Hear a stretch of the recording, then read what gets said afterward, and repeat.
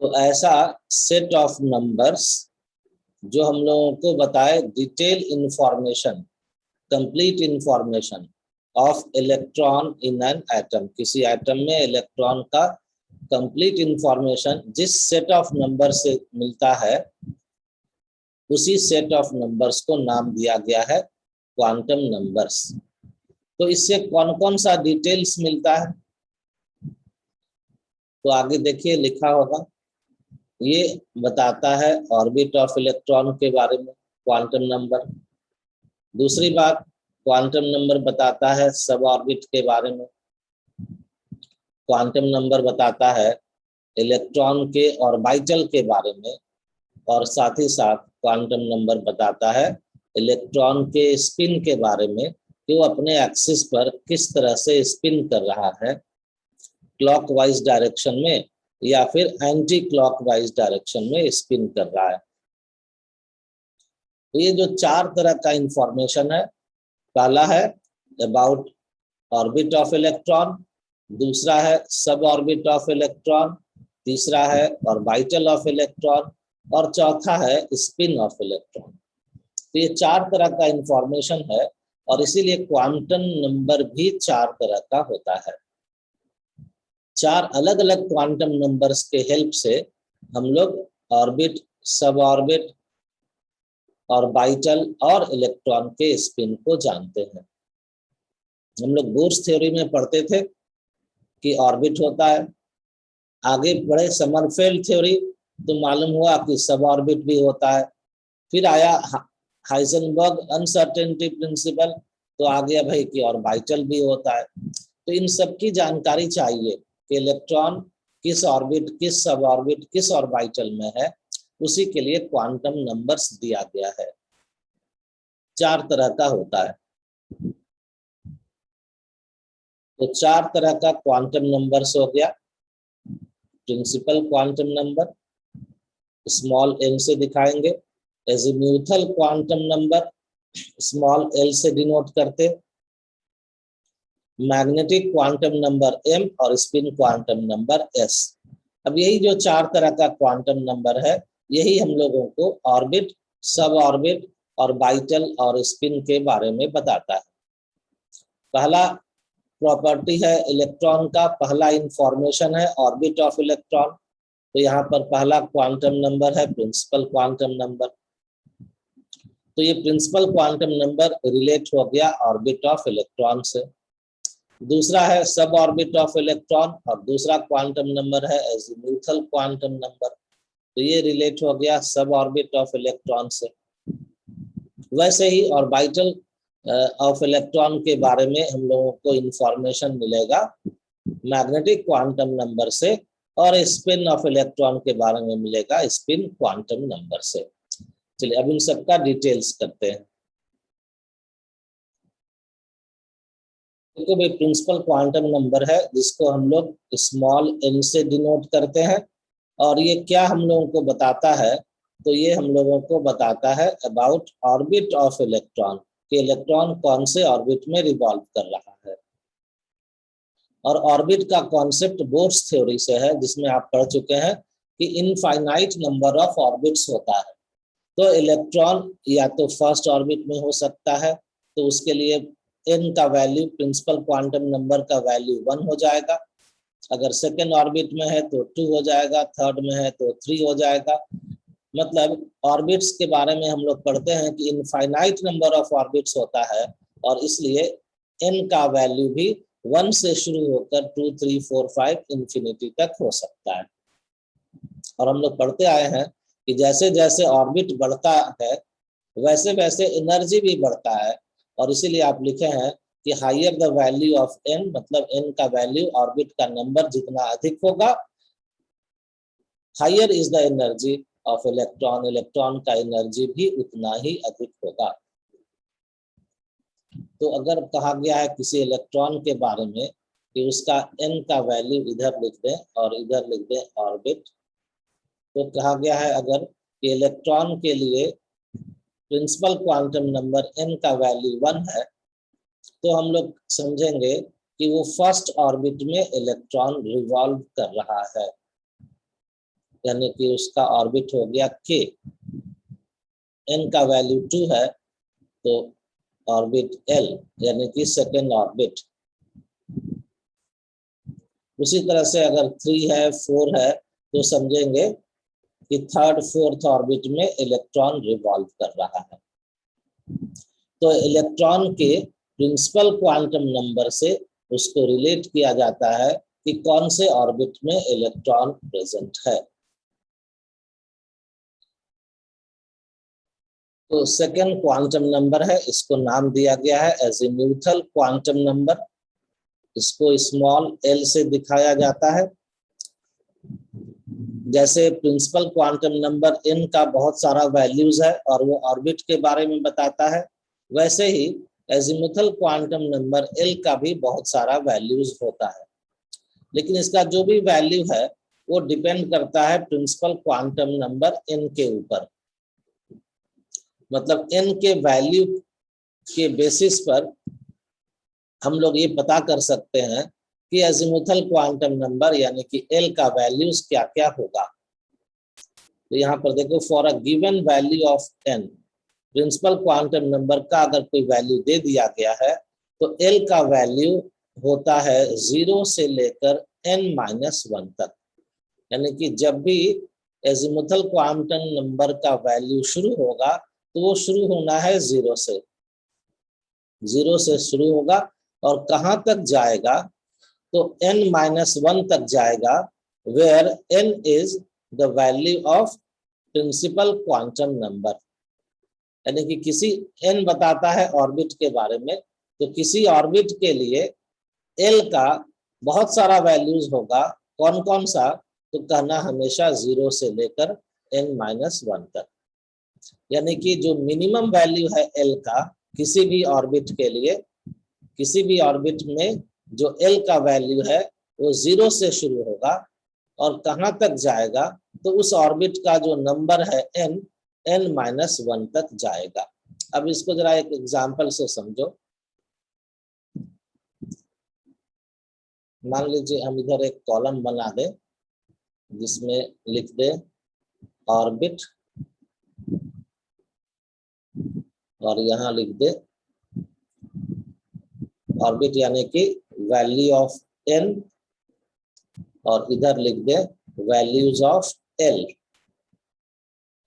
तो ऑर्बिट अगर k ले लेते हैं तो k का मतलब हो गया फर्स्ट ऑर्बिट, यानी कि k के लिए n का वैल्यू 1 हो जाएगा। तो n इक्वल टू 1। अब जरा अप्लाई करो कि l का वैल्यूज क्या क्या होगा। तो देखो, मिनिमम वैल्यू l का तो 0 होना ही होना है, तो 0 से शुरुआत करना। तो l के नीचे लिखना 0 और कहाँ तक जाएगा ये वैल्यू l का, तो ये चला जाएगा n-1 तक। यहाँ देखो है ना, n-1 तक जाएगा मैक्सिमम वैल्यू। अब n तो 1 ही है, तो 0 से लेकर 1-1 यानी कि फिर क्या हो गया 0। तो 0 से लेकर 0 का मतलब क्या हुआ कि सिर्फ एक ही वैल्यू हुआ, ओनली 1 वैल्यू और जो है 0। सेकेंड ऑर्बिट में आ जाओ। सेकेंड ऑर्बिट को l से डिनोट करते हैं, तो n का वैल्यू 2 हो जाएगा सेकेंड ऑर्बिट। जब n 2 हो गया तो फिर l का वैल्यू शुरू करो। कहाँ से शुरू करना है? तो 0 से शुरू करना है, तो शुरू करो 0 से। तो पहले लिखो 0 और कहाँ तक लिखें? तो n-1। n कितना है? तो 2 है, -1 इक्वल टू कितना हो गया 1। इसका मतलब है कि l का 2 वैल्यूज आया, 2 वैल्यूज ऑफ l। कौन कौन सा? तो एक तो 0 होना ही है हमेशा, अब दूसरा यहाँ आ गया 1। थर्ड ऑर्बिट m के लिए n का वैल्यू 3 हो जाएगा, l का वैल्यू फिर 0 से शुरू होगा और कहाँ तक जाएगा? तो 3-1 तक जाएगा। 3 है n का वैल्यू और l का वैल्यू 0 से लेकर होता है n-1 तक। तो 0 से लेकर n का वैल्यू है 3, तो 3 - 1 = 2। तो कितना वैल्यू हो गया 0 से 2 तक, तो हो जाएगा 0, 1 एंड 2। कितने तरह का वैल्यूज 3 वैल्यूज। फोर्थ ऑर्बिट के लिए n का वैल्यू 4 होगा, फिर l का वैल्यू चाहिए तो 0 से शुरू करना है और कहां तक ले जाना है, तो n-1 यानी कि 4 - 1 तक ले जाना है।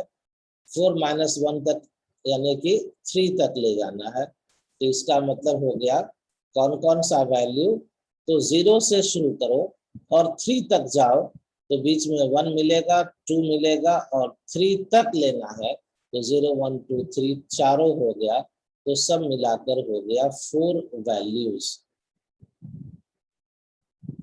अब अगर हम आपसे क्वेश्चन पूछ दें कि फिफ्थ ऑर्बिट में एल का वैल्यू क्या क्या होगा, जरा बताओ, जल्दी बताओ। सर 0 से लेकर 4 तक। 0 से लेकर 4 तक कितना वैल्यूज हो गया 5 वैल्यू। 5 वैल्यूज हो गया। अब इससे हम लोग कुछ और भी रिलेट कर सकते हैं। क्या रिलेट कर सकते हैं, तो देखो भाई, जब n का वैल्यू 1 होता है तो there is only 1 value of l। जब n का वैल्यू 2 होता है तो there are 2 values of l। n का वैल्यू 3 होता है तो there are 3 values of n नहीं l। n का वैल्यू 4 है तो एजिमुथल क्वांटम नंबर l का 4 तरह का वैल्यू है। n का वैल्यू 5 है तो 5 तरह का हो गया। अगर n का वैल्यू 6 होगा तो 6 तरह के एजिमुथल क्वांटम नंबर का वैल्यूज होगा। दूसरी बात, जब हम लोग फर्स्ट ऑर्बिट लेते हैं तो एक ही क्वांटम नंबर, एक ही l का एक वैल्यू 0 मिलता है। जब n = 2 ले लेते हैं, n = 2 लेते हैं तो 0 तो रहता ही है, 1 भी हो जाता है। 3 लेते हैं तो पहले का दोनों 0, 1 के साथ 2 एक एक्स्ट्रा आता है। n का वैल्यू 4 लेते हैं, यानी कि जैसे जैसे ऑर्बिट नंबर बढ़ते जाता है, पहले का एजिमुथल क्वांटम नंबर वो सब तो मिलता ही है, उसमें एक एक वैल्यू और बढ़ते चला जाता है। तो यहाँ पर है कि azimuthal quantum number indicates name and shape of सब ऑर्बिट। एजिमुथल क्वांटम नंबर के हेल्प से हम लोगों को सब ऑर्बिट के बारे में मालूम होता है।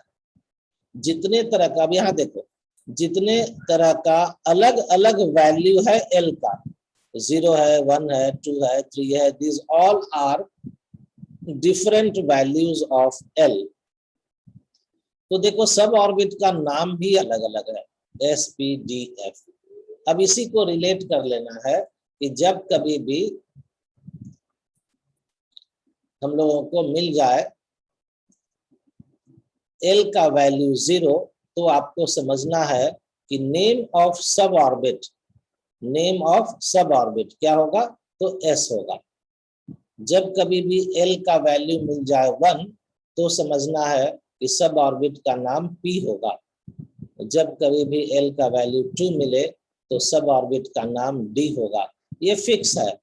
जैसे KLMN के लिए प्रिंसिपल क्वांटम नंबर 1, 2, 3, 4, 5 फिक्स है, वैसे ही L के अलग अलग वैल्यूज के लिए अलग अलग तरह का सब ऑर्बिट्स का नाम फिक्स है। तो जब भी L 0 हो S, 1 P, 2 D, 3 हो तो F। और फिर इसके साथ साथ इन सारे सब ऑर्बिट्स का एक अलग अलग तरह का शेप भी होता है। शेप पर आगे डिस्कशन करेंगे, पहले सब ऑर्बिट के नाम के बारे में समझ लीजिए। अब देखो, यहाँ n का वैल्यू 1 है, n का वैल्यू 1 है, तो L का वैल्यू 0 आया है। अब L का वैल्यू 0 आया है, इसका मतलब ये हुआ कि यहाँ पर होगा ओनली S सब ऑर्बिट, मतलब जो फर्स्ट ऑर्बिट है उसमें हम लोगों को सिर्फ एक सब ऑर्बिट मिलेगा जिसका नाम है s। लेकिन जैसे ही n इक्वल टू 2 यानी कि सेकेंड ऑर्बिट में आते हैं तो l का देखिए दो वैल्यू मिल रहा है, 0 एंड 1। जब 0 हुआ तो सब ऑर्बिट हो गया s, जब 1 हुआ तो यहाँ पर देखो 1 के साथ क्या जुड़ा हुआ है, नाम p जुड़ा हुआ है, तो जब 1 हुआ तो ये हो गया p। इसका मतलब क्या हुआ कि सेकेंड ऑर्बिट में दो सब ऑर्बिट्स होगा, देयर विल बी 2 सब ऑर्बिट्स इन सेकेंड ऑर्बिट, और ये कौन कौन सा होगा, तो s और p होगा। अब थर्ड में आइए, थर्ड में l का दो वैल्यू नहीं है, l का 3 वैल्यूज है, और 3 वैल्यू है तो यहाँ पर 3 टाइप्स ऑफ सब ऑर्बिट्स होगा। 3 टाइप्स, 3 वैल्यू है तो 3 तरह का सब ऑर्बिट्स। कौन कौन सा वैल्यू है, तो 0 है, 1 है एंड 2 है। तो 3 तरह का सब ऑर्बिट्स कौन कौन सा हो गया, तो s हो गया, p हो गया और d हो गया, क्योंकि एक नया एजिमुथल क्वांटम नंबर 2 मिल गया है, और जब 2 होता है तो नाम होता है सब ऑर्बिट का d। फोर्थ में 4 वैल्यूज है, तो यहाँ पर हम लोगों को 4 अलग अलग सब ऑर्बिट्स मिलेगा, और 4 अलग अलग कौन सा, तो 0 है तो s, 1 है तो p, 2 है तो d और 3 है तो f। इसके बाद f के बाद फिर अल्फाबेटिकली बढ़ते हैं, जैसे फिफ्थ ऑर्बिट में 5 वैल्यू है, इसका मतलब है यहाँ पर 5 तरह का सब ऑर्बिट्स होगा। फिफ्थ ऑर्बिट में कौन कौन सा, तो 0 के लिए s, 1 के लिए p, 2 के लिए d, 3 के लिए f और 4 के लिए g। अगर और आगे रहता है सिक्स्थ में तो g के बाद h, i, j, इस तरह से अल्फाबेटिकली बढ़ते चले जाते हैं। मतलब ये हुआ कि जितने तरह का l का वैल्यू होगा, जितना l का वैल्यू होगा, जितने तरह का मतलब जितना अलग अलग वैल्यूज होगा, उतने ही अलग अलग तरह का सब ऑर्बिट्स भी किसी ऑर्बिट में होगा। जैसे फर्स्ट में एक वैल्यू है, एक सब ऑर्बिट है, सेकंड में 2 वैल्यू है, 2 सब ऑर्बिट है, फिफ्थ में 5 वैल्यूज है तो 5 तरह का सब ऑर्बिट्स है।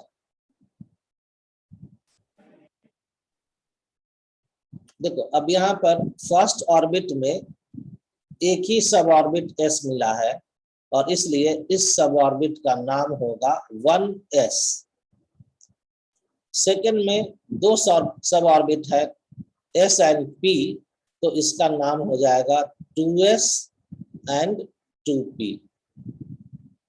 अब देखो 1s का मतलब हो गया s सब orbit of first orbit, 2s का मतलब हो गया s सब ऑर्बिट ऑफ सेकेंड ऑर्बिट, और इसलिए 1s is different from 2s।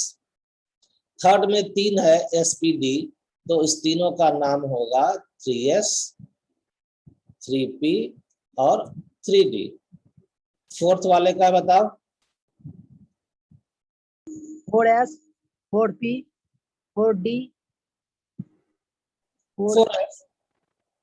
Fifth में 5s, 5p, 5p, 5f, 5g। तो देखो थ्योरेटिकली हम लोग कहते हैं कि जितना वैल्यूज है f का, उतने ही तरह का सब ऑर्बिट्स है। जितना वैल्यूज है l का, एजिमुथल क्वांटम नंबर का, उतने ही तरह का सब ऑर्बिट्स है। लेकिन अभी तक जितने एलिमेंट्स डिस्कवर्ड हैं, उतने एलिमेंट्स के बारे में जो हम लोग जानते हैं, उसमें इलेक्ट्रॉन f से आगे नहीं गया है। g में अभी तक किसी एलिमेंट के g में इलेक्ट्रॉन नहीं है, और इसलिए अभी हम लोग कहते हैं कि ये हाइपोथेटिकल है, मतलब इसका भी रियल एग्जिस्टेंस हम लोगों को नहीं मिला है। जैसे ऑर्बिट के बारे में कहते हैं इनफाइनाइट ऑर्बिट है, लेकिन किसी भी एलिमेंट का अभी तक 7th ऑर्बिट से अधिक इलेक्ट्रॉन नहीं पाया गया है। सब ऑर्बिट्स में भी इनफाइनाइट हो सकता है क्योंकि n-1 होता है, लेकिन 4 ही तरह का सब ऑर्बिट्स अभी तक डिटेक्ट हुआ है, s, p, d and f। अब चलो इसके बाद का काम है वो है शेप ऑफ सब ऑर्बिट्स। सर ये 0 से लेने का रीजन क्या था? एक कम। यहाँ से हम लोग इस कॉलम में देखो कि L का जो अलग अलग वैल्यूज हुआ तो सारे सब ऑर्बिट्स का नाम भी अलग अलग हो गया, और उसी तरह से इन सारे सब ऑर्बिट्स का शेप भी अलग अलग होगा। जो S सब ऑर्बिट है इसका शेप स्फेरिकल होता है, P का डम्बेल होता है, अभी ड्रॉ करेंगे शेप, D में डबल डम्बेल और F में ट्रिपल डम्बेल होता है, जिसको कि ड्रॉ करना 2 डायमेंशनली हम लोगों को बहुत मुश्किल है, इसलिए हम लोग अभी S, P और D के शेप को ड्रॉ करेंगे। तो चलो यहाँ पर आते हैं। S के बारे में कहा गया कि स्फेरिकल होता है, तो स्फेरिकल मतलब इस तरह का शेप। ये तो आपको दिखेगा कि सर्कल की तरह से, लेकिन ये 2D में बन रहा है ना, इसलिए सर्कल दिख रहा है, लेकिन इस शेप का नाम है स्फेरिकल। जैसा फुटबॉल जैसा शेप होता है या बॉल जैसा शेप है उसको स्फेयर कहते, तो यही हो गया स्फेरिकल शेप का S सब ऑर्बिट।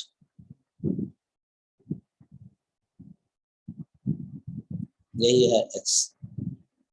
P, D और F का शेप थोड़ा डिफरेंट होता है।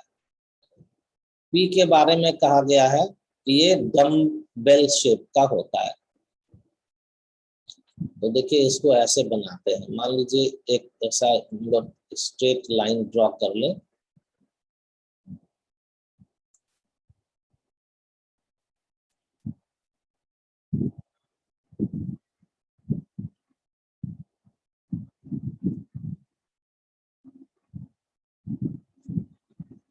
इस तरह का शेप कहलाता है P का शेप। और ये इसमें हम लोगों को मिलेगा कुछ हिस्सा ऐसा जो बल्कि मतलब बल्जी फूला हुआ जैसा है, और बीच में ये पिचका हुआ है, इसी को कहते हैं डम्बेल।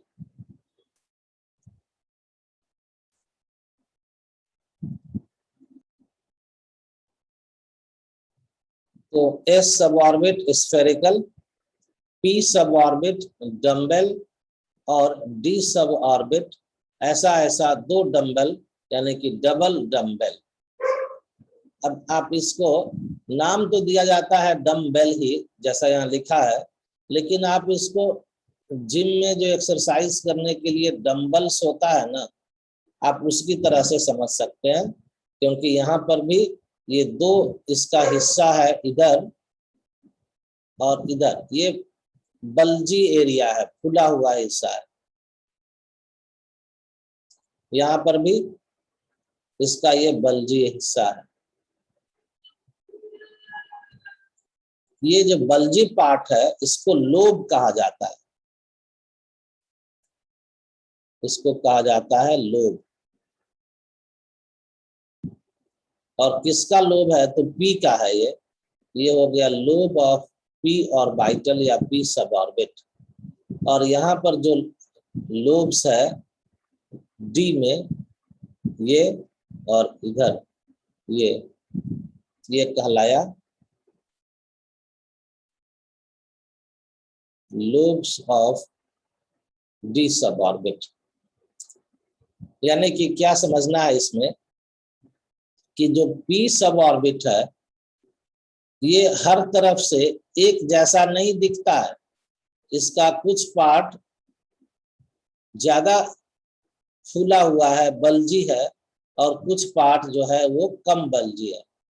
ये बल्जी पार्ट हम लोगों को क्या बताता है इसके बारे में आप नोट कर लीजिए। हम लोग पढ़ते हैं ना हाइजेनबर्ग अनसर्टेनिटी प्रिंसिपल, जिसमें कहा गया कि there is maximum probability of finding electron, जो 100% नहीं होता। तो कहाँ पर मैक्सिमम प्रोबेबिलिटी होता है? तो इसी लोब में होता है, जैसे जितना ये बल्जी एरिया है वहां पर इलेक्ट्रॉन के पाए जाने की संभावना उतनी ज्यादा है। और ये रेड लाइन बता रहा है कि धीरे धीरे इधर की ओर कम हो रहा है। तो कम हो रहा है यानी कि इस सेंटर पर इलेक्ट्रॉन के पाए जाने की संभावना 0 है, जिसको हम लोग कहते हैं यही इसका न्यूक्लियस है एटम का। और इसी न्यूक्लियस के चारों ओर इस तरह से पी सब ऑर्बिट डंबल शेप में अरेंज्ड रहता है। और ये जो एरिया है जिसको हम लोग कह रहे हैं लोब, यहीं पर there is maximum probability of electron होता है। तो ये जो बल्जी एरिया है, यहाँ भी देखो डी में भी ये जो बल्जी एरिया है ये बताता है कि इस तरफ ये बल्जी एरिया है, इधर ये बताता है कि इस साइड में, वैसे ही इधर और वैसे ही इधर इस साइड में इलेक्ट्रॉन डेंसिटी हाई है। फाइंडिंग इलेक्ट्रॉन अधिक है तो उसी को हम लोग ऐसे भी कह सकते हैं कि यहाँ पर electron density is high.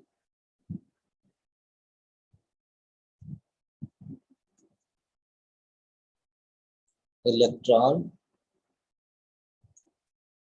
Density is high.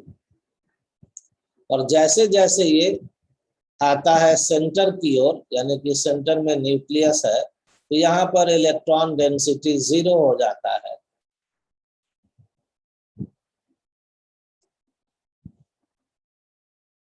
और जहां पर इलेक्ट्रॉन डेंसिटी 0 हो जाता है उसी को नाम दिया गया है नोड्स।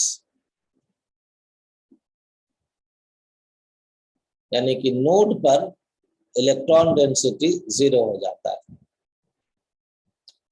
ये हो गया एस, पी और डी के बारे में। हाँ, एस के बारे में क्या है कि ये देखो एस स्फेयर, यानी कि किसी बॉल को, किसी स्फेयर को हम लोग किसी भी डायरेक्शन से देखें, नॉर्थ से, साउथ से, ईस्ट से, वेस्ट से, अपर साइड से, लोअर साइड से, सामने से, पीछे से, तो क्या वो बॉल अलग अलग तरह का शेप में दिखता है? तो नहीं, वो बिल्कुल ही एक ही तरह का दिखाई पड़ता है।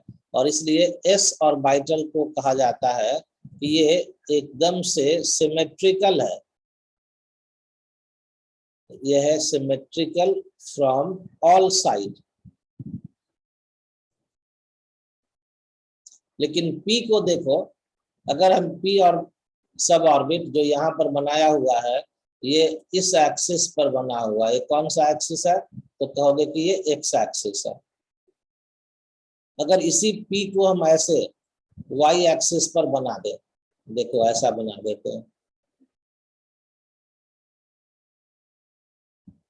तो अब जो इसका लोब्स है वो एक्स पर दिखाई पड़ेगा क्या?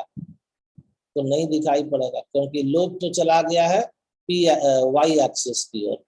तो अब अगर आप इसको देखिएगा, इधर से देखिएगा ऐसे, तो आपको लोब नहीं दिखाई पड़ेगा। इस डायरेक्शन से कोई लोब हम लोगों को नहीं मिलेगा। किधर से मिलेगा लोब?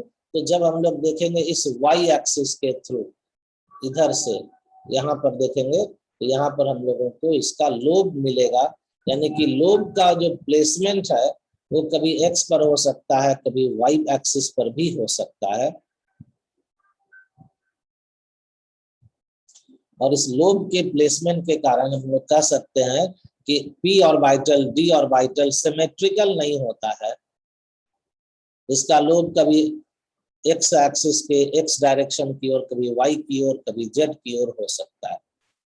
लेकिन स्फेरिकल एस ऑर्बिटल को अगर आप मान लीजिए यहाँ से हम लोग एक्स, वाई और जेड एक्सिस बना भी दे, तो उससे कोई अंतर नहीं पड़ेगा, क्योंकि जिधर से भी देखिए उधर से एस ऑर्बिटल स्फेरिकल जो शेप है वो एक ही तरह का दिखाई पड़ता है। और इसीलिए एस ऑर्बिटल को कहते हैं सिमेट्रिकल, बाकी को सिमेट्रिकल नहीं कहते। जितना अभी तक हम लोग सीखे उस बेसिस पर n का वैल्यू 1 है तो l का वैल्यू 0 होगा, क्योंकि हम लोग ये जानते हैं कि L का वैल्यू होता है 0 to n-1 तक।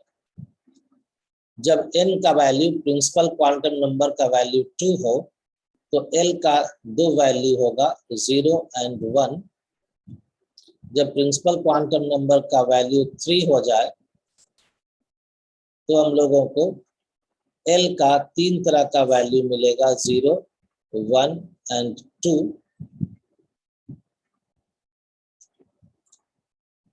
जब ऑर्बिट हो जाए फोर्थ ऑर्बिट यानी कि n,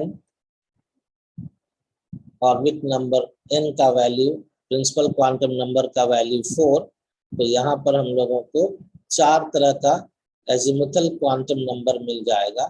वो होगा 0, 1, 2 and 3। ऊपर से चलिए, सबसे ऊपर फर्स्ट ऑर्बिट में L का वैल्यू 0, तो इस सब ऑर्बिट का नाम 1s। सेकेंड ऑर्बिट में दो वैल्यू 0 and 1, तो जब 0 रहा तो नाम हो गया 2s, 2 for second orbit, and 0 के लिए सब ऑर्बिट ऑलवेज s होता है। अब ये सेकेंड ऑर्बिट का ही दूसरा L का वैल्यू है 1, तो L का वैल्यू 0 से 1 हो गया तो सब ऑर्बिट भी बदल जाएगा, ये हो जाएगा p। लेकिन ऑर्बिट नंबर सेम है 2, इसीलिए 2s और यहाँ पर 2p। वैसे ही यहाँ पर क्या क्या होगा, 3s, 3p, 3d, क्योंकि थर्ड ऑर्बिट में तीन तरह का azimuthal quantum number 0, 1, 2 and 3। Fourth orbit में चार तरह का हो गया 0, 1, 2 and 3। तो यहाँ से शुरू करना 4s से, फिर 4p, 4d and 4f।